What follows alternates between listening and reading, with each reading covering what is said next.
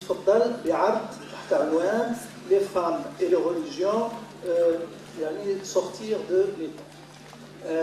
هذا العرض بدون شك غادي تكون فيه مقترحات ديال كيفاش نخرجوا من عنق الزجاجه بالنسبه لفاعله كانت حاضره في العديد من الفضاءات ديال الحوار والنقاش سواء مؤسساتيا او في المجتمع المدني المغربي. تفضلي استاذ.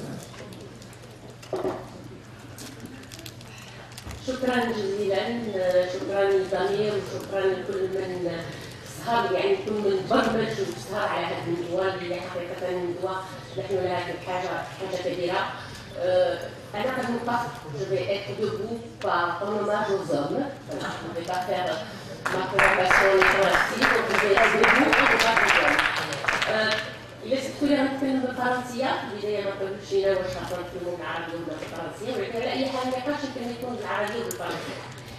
Si j'ai intitulé ma présentation les femmes et les religions, deux points, sortir de l'étau, c'est qu'en fait, je n'ai pas jugé qu'il était opportun, dans un temps de parole aussi court, d'aborder des aspects pratiques sur les difficultés de trouver aux femmes une place en tenant compte des faits religieux, en tenant compte de la pensée dominante dans la religion, notamment dans l'islam, pour leur permettre d'avoir accès à la dignité auquel elles ont droit en tant qu'êtres humains. Mais je vois que Soumaïa Nahman Bissous l'a fait brillamment en partant de l'exemple de l'héritage, donc peut-être que ça n'est qu'en partie remise.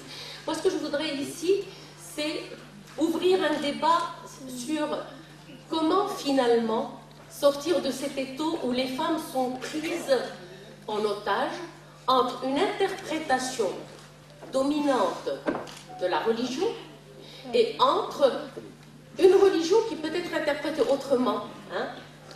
Et dans l'autre partie, il y a aussi toutes les traditions et la société. Je voudrais commencer par dire, et ça je pense que c'est quelque chose sur laquelle nous sommes tous d'accord, que le patriarcat a en fait hiérarchisé les rapports sociaux des sexes au sein de la famille en particulier, mais dans la société en général, bien avant les religions. Et que les religions monothéistes, selon les travaux qui ont été faits par plusieurs anthropologues et historiens, en fait, les religions monothéistes ont historiquement légitimé et sacralisé cette hiérarchisation, la rendant de ce fait quasi intouchable, tout au moins dans les sociétés traditionnelles qui ne sont pas laïques.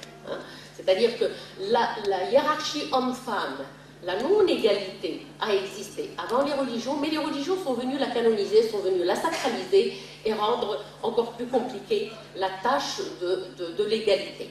Alors, en ce qui concerne les sociétés musulmanes, l'histoire des musulmans montre qu'en fait, les relations hommes-femmes et le statut des femmes dans les sociétés musulmanes a été canonisé par le fiqh.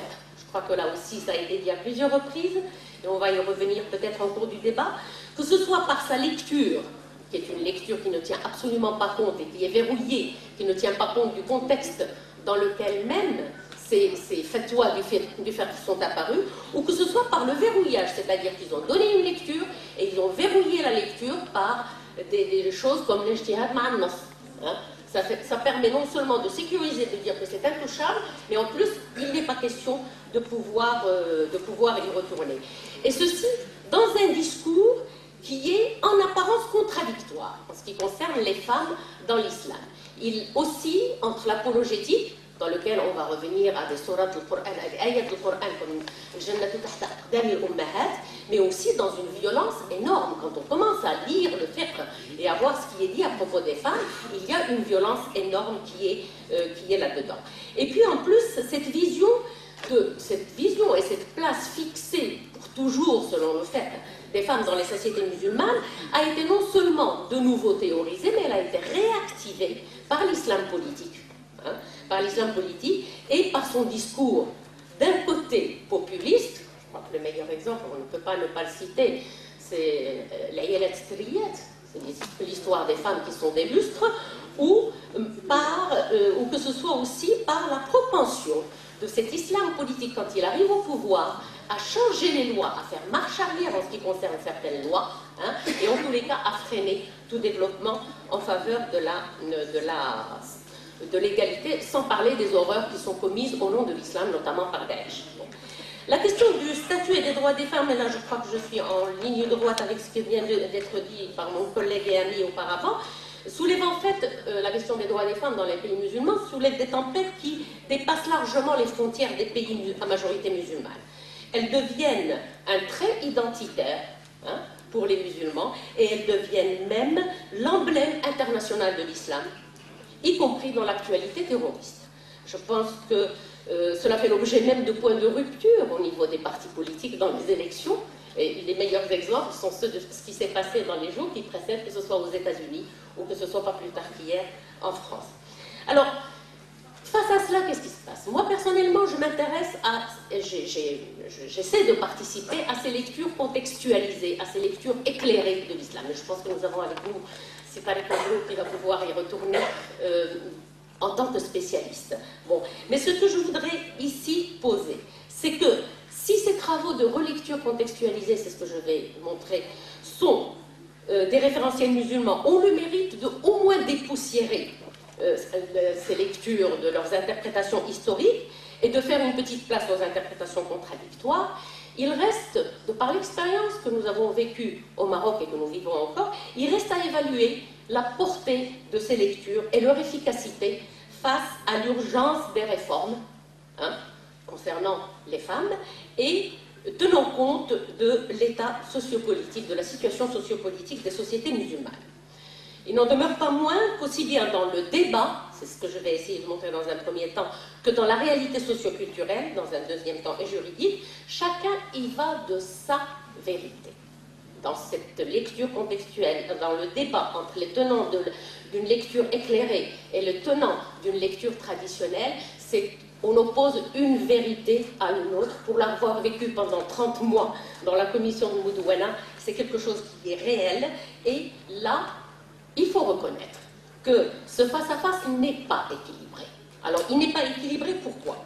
Au niveau du débat, d'abord que ce sont au nombre des porte-paroles, le nombre de porte-paroles de la vision éclairée, qui sont numériquement loin derrière les tenants du discours orthodoxe, ou que ce soit de par la portée de leur voix, sachant que les canaux réels de transmission des messages restent, et de communication restent entre les mains, et d'éducation, pardon, restent majoritairement aux mains des autorités des pays, des autorités en place dans les pays. Et ben, il faut le dire que dans les pays à majorité musulmane, la liberté d'expression, en général, reste limitée et elle est sous tutelle, la plupart du temps, de l'approche sécuritaire. D'accord? Donc, non seulement numériquement, les porte-paroles de cette lecture éclairée est minime, mais en plus de ça, la portée de leur voix est freinée par cela. Deuxièmement, au niveau des arguments, ce face-à-face, cette vérité contre vérité, en tout cas la petite expérience que j'ai eue me montre que face à une lecture éclairée, on va vous en sortir 50. C'est la réalité. Pourquoi? Parce que c'est un cumul qui dure 14 siècles, qui dure depuis l'avènement de l'islam et depuis que le fiqh s'est développé. Donc on va vous en sortir 50, et il se trouve que ce sont ces explications figées qui sont dans la mémoire collective, et qui restent donc, qui constituent un frein. Et puis troisièmement, et en conséquence, c'est une conséquence, ce déséquilibre va se répercuter au niveau de l'audience, c'est-à-dire de l'acceptabilité, de l'entendabilité de l'audience à laquelle s'adresse le discours éclairé. Alors ça, c'est au niveau des débats. Maintenant, dans la réalité socioculturelle et juridique, le déséquilibre est évident dès lors que l'on regarde de près ce qui se passe en matière de mise en œuvre de réformes qui semblent avoir été acceptées socialement et institutionnellement. Je donne l'exemple du Code de la famille de 2004 et de la Constitution de 2011. Dans les deux cas, il est évident que la sécularisation de fait s'est approfondie dans ces textes. Mais les mécanismes d'accompagnement et les mécanismes de mise en œuvre n'ont pas suivi.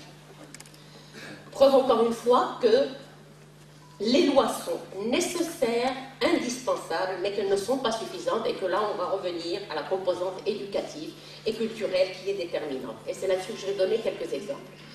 Le premier exemple, c'est pour pouvoir faire passer dépasser même les principes de base qui ont été adoptés dans le Code de la famille par les deux chambres du Parlement, tels que le principe de l'égalité, tels que le principe de la concertation entre les deux membres de l'équipe, etc., et avec toutes les limites, entre autres celle de ne pas avoir touché aux questions de l'héritage en dehors de loi Sayed Nouadhibah, mais ça on pourra peut-être y revenir dans le débat. Eh bien, un des maillons extrêmement importants, c'est celui de l'enseignement de la religion au Tarbiyya Islamiyya dans notre pays. Il y a actuellement une réforme des manuels scolaires en matière d'éducation religieuse, mais bien entendu, cette réforme est à applaudir, même si personnellement je n'en connais pas encore le contenu pour pouvoir le juger. Mais, quoi qu'il en soit, même si cette réforme est réellement aboutie, elle reste totalement dépendante du canal majeur de transmission de ces manuels et des valeurs qu'il comprend, à savoir les enseignants. Or, qu'est-ce qui a été fait pour ces enseignants qui restent, ce canal reste complètement hors de toute possibilité réelle de contrôle, dans le sens non pas contrôle des personnes, mais de vérification de l'acceptation, de l'adhésion et de la transmission du message qui figure dans les nouveaux curricula. D'autre part, on ne peut pas ignorer la relativité de l'impact de l'enseignement scolaire de la religion, ou de l'enseignement de l'éducation à la religion, face aux autres canaux, en particulier à Internet. Et ça, il n'y a aucun moyen de pouvoir avoir prise dessus. Troisièmement, si cette réforme est bien menée, et si elle reste une condition nécessaire, elle n'est pas suffisante. Là, je vais terminer par une expression du chercheur pakistanais Fadlur Rahman. Elle n'est pas suffisante pour briser ce qu'il appelle le plus vicieux des cercles vicieux. Abdurrahman l'utilise à propos justement de la transmission du fait religieux et de la transmission de l'enseignement religieux sur lesquels on n'a pas véritablement de contrôle. En fait, ce que je pose comme question, et je ne suis pas la seule, ça a été discuté très longuement et de manière extrêmement intéressante lors d'un colloque qui s'est tenu à la Fondation Al-Saoud il y a un mois de cela, sur l'enseignement du fait religieux, il faudrait contester la notion de savoir religieux. Il faudrait contester la notion de savoir religieux comme étant un savoir tout-puissant, statique, tenu et transmis par des doctes, ou ulama, supposés détenteurs exclusifs de la vérité, et qui ont un corpus officiel supposé clos, encore une fois, et puis lui opposer, pas opposer, mais donner comme alternative la conception d'un enseignement et d'un savoir du fait religieux historique. On sort du dogme pour entrer dans une lecture dynamique, historique de ce qui s'est passé, un enseignement et un savoir du fait religieux qui serait à inclure dans les sciences humaines modernes. Alors ça, c'est en ce qui concerne un aspect de la culture qui est la réforme des manuels scolaires en matière d'enseignement de la religion. La deuxième chose, c'est les médias nationaux. Je pense que les exemples sont édifiants, les exemples existent, et je pense que le dernier exemple édifiant date de quelques heures, pour ne pas dire 2 jours, puisque dans un média national, on a fait une émission le jour de la célébration de la journée internationale de la lutte contre la violence à l'égard des femmes. Dans une émission qui est faite par une femme, dirigée aux femmes, on a présenté des recettes pour maquiller une femme qui s'est faite violenter par son mari. Donc c'est montré, évidemment c'est caricatural, mais c'est tristement caricatural, c'est montrer à quel point les médias, dans un sens peut-être extrêmement positif, comme dans un autre, ils peuvent être extrêmement nocifs. Troisièmement, je reviens à ce qui a été dit par Séraphin lors de la présentation. Oui, je suis à 13 minutes. J'ai mis mon chronomètre. J'ai mis mon chronomètre. Ah, d'accord, mais je pense que je ne dépasserai pas. Pour moi, j'ai 7 minutes encore. Bon. Je rejoins un petit peu, je reviens à ce qui a été dit par Séraphin dans son introduction en parlant des différentes parties concernées par la question de Din ou le Mar'a, et il a cité aussi l'art et la production artistique. Eh bien, les productions artistiques insufflent des messages qui sont très importants, elles contribuent à la culture dominante et à la perception du rôle des femmes ou de la place des femmes dans la société. Eh bien, les productions artistiques, parfois, peuvent donner des messages qui sont pas clairs ou plutôt trop clairs, comme des chansons qui diabolisent les femmes, avec un mélange primitif de machisme et de terrorisme religieux. Je n'ai pas peur de le dire. Quand on vous dit dans une chanson que lorsque les femmes prennent le pouvoir, bon, vous mélangez en même temps une question qui est une question sociale à la peur de le fitna. On y revient encore une fois, c'est-à-dire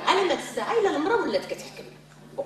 Donc là aussi, même si je dois me faire faute de temps, et puis je crois qu'il vaut mieux parce que je suis effrayée de voir le soutien qui peut être apporté parfois de manière aveugle, sans laisser même le temps à la justice de se prononcer. Bon, alors, j'espère que le temps le permet. Je voudrais insister sur quelque chose qui me semble important, que je voudrais partager avec vous. C'est quelle place et quelle importance faut-il accorder au développement de réseaux de communication qui sont non contrôlables comme WhatsApp. Hein? Parce que dans ces réseaux, il y a des messages extrêmement graves qui passent. Il y a des messages et des vidéos qui sont supposés faire rire, dans lesquels ils entretiennent, ils ravivent par exemple la stigmatisation de la femme qui n'est pas mariée, la femme célibataire.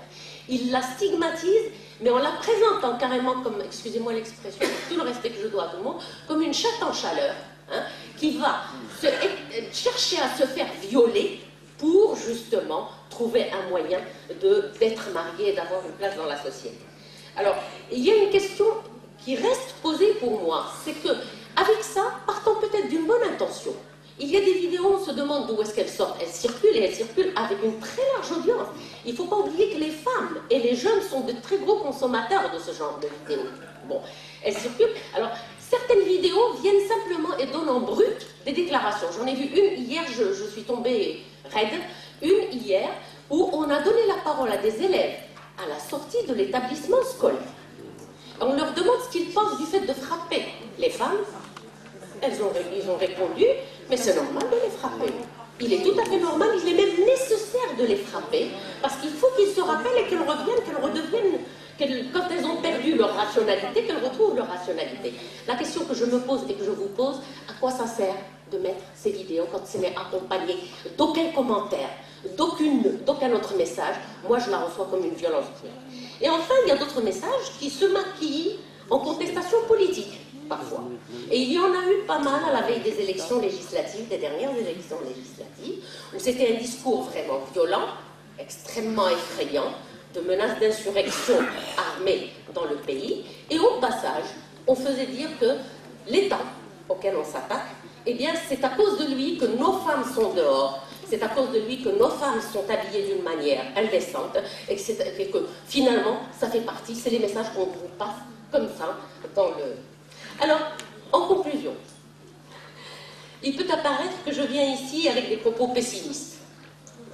Je ne suis pas de nature pessimiste, tous ceux qui me connaissent, je suis plutôt de nature combative.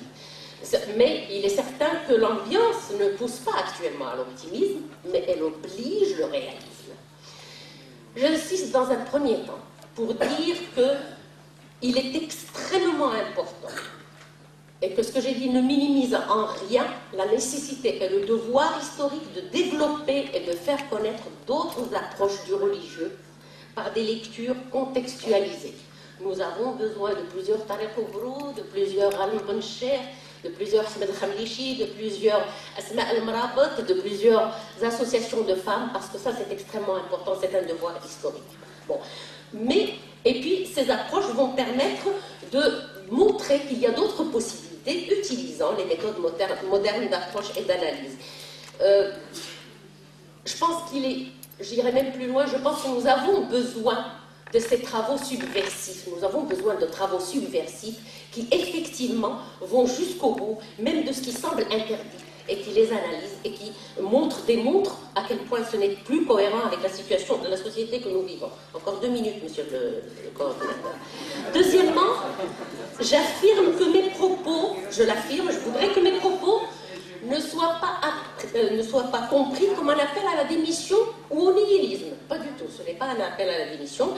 En fait, il m'apparaît que la réalité quotidienne des femmes au Maroc, comme dans bon nombre de pays à majorité musulmane, fait au mieux du surplace, au pire, elle régresse.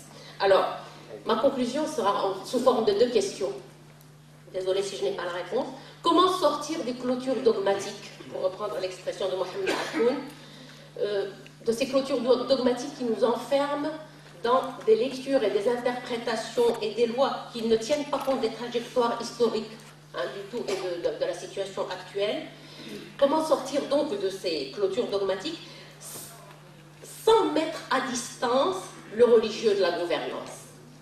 Est-ce qu'on peut sortir des clôtures dogmatiques sans mettre une distance entre le religieux et la gouvernance sociale dans toutes ses dimensions? Ma deuxième question, c'est qu'en attendant d'arriver à un consensus sur la réalité textuelle des référentiels religieux, si tant est qu'on y arrive un jour, mais le débat est absolument nécessaire, je me pose la question, est-ce qu'il ne faudrait pas revenir à l'avant 68, je vous dirai pourquoi, parce que moi je suis originairement une militante du MLF, donc formatée au mouvement de libération des femmes façon 68, et transposer la question des femmes de la sphère idéologico-religieuse à la sphère économique, sociale et politique. Je me demande, est-ce que, tout en menant ce travail d'ijtihad, ou ce travail de contextualisation, est-ce qu'il ne faut pas recentrer un petit peu notre façon de faire sur l'égalité économique et sur l'égalité politique?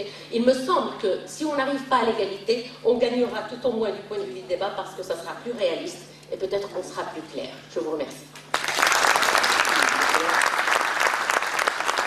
شكرا أستاذة قسوس. العرض ديالها كطرح إشكاليات مهمة جدا وفي عمق النقاش اللي كنعيشوه في هذه السنوات الأخرى، وخاصة فيما يتعلق بالسؤال شكون اللي عنده السواد ديال يدخل هذيك القلعة اللي كيعتبروا الناس أن عندها أصحاب اختصاص اللي كيفهموا بوحدهم، واللي عنده الحق أنه بوحده يقرأ ويفسر ويأول معنى الدين. والإشكالية اللي طرحت في بداية العرض ديالها مهمة جدا، وهي ديال النقاش العمومي أو النقاش داخل اللجان، لأن الأستاذة كانت عضو في اللجنة ديال المراجعة ديال المدونة. كانوا هناك طرفان، كان الطرف المحافظ وكان الطرف المدافع على حقوق الإنسان وعلى المساواة بين الجنسين. في النهاية كتقول بأن ما كاينش تكافؤ بين الطرفين، لأن واحد الطرف كيتكلم باسم الحق ديال الإنسان على الأرض والطرف الآخر كيتكلم باسم السماء. فهذا غيحيلنا على واحد الصورة رسمها لنا واحد من المفكرين ديال الإسلام المعاصرين اللي كان عنده دور كبير في تجديد الفكر الديني، اللي كيقول لنا أن الإسلام هو أشبه بقلعة، وهذه القلعة عندها حراس، وهذوك الحراس اللي بغى يدخل يعرف اشنو داخل القلعه هما بوحدهم اللي كيملكوا المفاتيح، وخصهم يدخلوا معاه ويوريوه فين غيمشي، ويوريوها ايضا البلايص اللي غادي يزور في الداخل، وفقط هما اللي عندهم الحق يطلعوه على شنو خصو يشوف وشنو ما خصوش يشوف. هذه الصوره هذه هي صوره دراميه، لكنها كتعكس الصراع اللي تم في القرن العشرين كله بين عالمين وبين جوج ديال المنظومات، عالم التقليد وعالم الحداثه اللي هي عانت من عسر الهضم في المجتمعات خاصه ديال شمال افريقيا والشرق الاوسط. ما كانش هناك هضم طبيعي لثمرات الحداثه الفكريه والسياسيه والاجتماعيه والتكنولوجيا والعلميه، والنتيجه هذا هو انه بقاو عندنا حراس ديال المعبد اللي وحدهم اللي كيعطيو راسهم الحق ديال التفسير والتاويل. انطلاقا من هذا السؤال كان نحيلوه بطبيعه الحال على الاستاذ ديالنا سي طارق أبرو، اللي احنا سعداء انه يكون معنا، واللي هو ريكتور ديال الموسكي ديال بوردو، اللي عنده مؤلفات عديده كتطرح اشكال مركزي، وهو الاسلام اليوم في العالم المعاصر وفي السياق الحديث. هل يمكن هذا الإسلام يبقى دائما هو الإسلام كما فهم في الماضي؟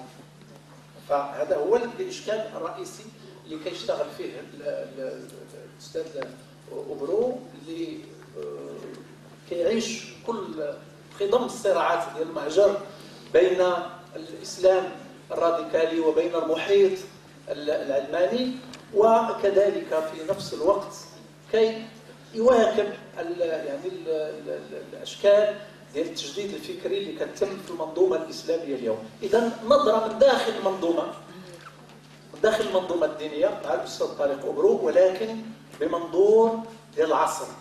فالمرأة والدين كيف يمكن طرحها اليوم من منظور اجتهادي اللي كيتجاوز ما سماه القدماء ضوابط الاجتهاد. لأن في كل مرة كتطالب المرأة بالاجتهاد كيقولوا لها أصحاب الاختصاص هو الاجتهاد عنده ضوابط، والضوابط هذه هي قواعد وضعها البشر منذ أزيد من 1000 عام، ولكن أصبحت من ثوابت الدين، بينما هي في الواقع مجرد قواعد ديال التفكير. فمع الأستاذ أوبرو بدون شك غادي نعيشوا واحد الرياضة فكرية ديال يعني قراءة الإسلام، ولكن ليس من منطلق الماضي بل من منطلق الحاضر وفي اتجاه المستقبل. لكم الكلمة.